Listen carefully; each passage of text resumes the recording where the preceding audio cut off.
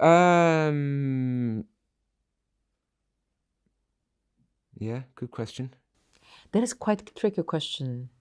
I don't know. I could probably give you a very deeply, psychologically deeply rooted answer to that. There is a strong will there. It's hard for me to say exactly. It's because of this and this and this. I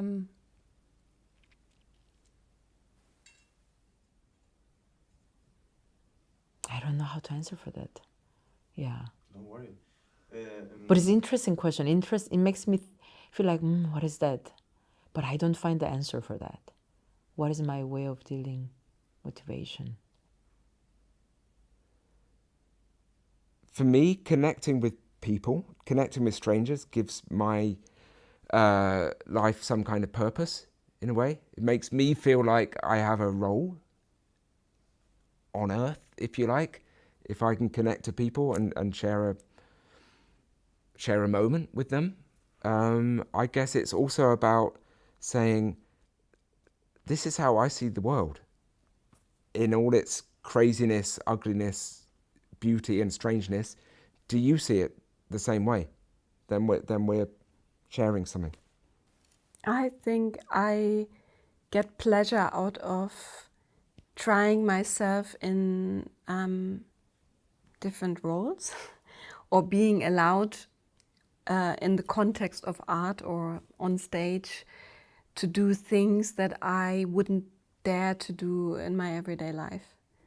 And this freedom, you know, that you're permitted to do things that are out of the ordinary is what I love about my profession. Because, you know, like when I saw this question, and also still makes me think like, do I approach to the motivation? It makes me think.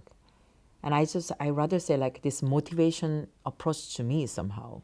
The work is never boring because it's always different. I don't have this one static method, so it can't get boring because I never know what's happening next. And that's motivating because you never know where it takes you. The great thing about working in performance or theatre is that I know that, you know, at 8 p.m. on March the 29th, there's going to be 200 people paying money to go and see a thing that we're making. And maybe I don't have a clue what we're going to do, but the fact that there's a deadline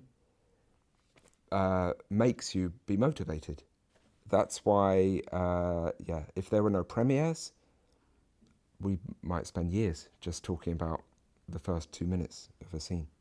When I say that politics motivates me, it's not so much like politics as such, but the politics of this situation, the politics of you sitting there asking me questions instead of me sitting asking you questions, the politics of this black background, the politics of sitting in a school pretending it's a neutral situation, the politics of living in Norway, understanding Norway in such and such circumstances with such and such qualities and such obstacles or difficulties.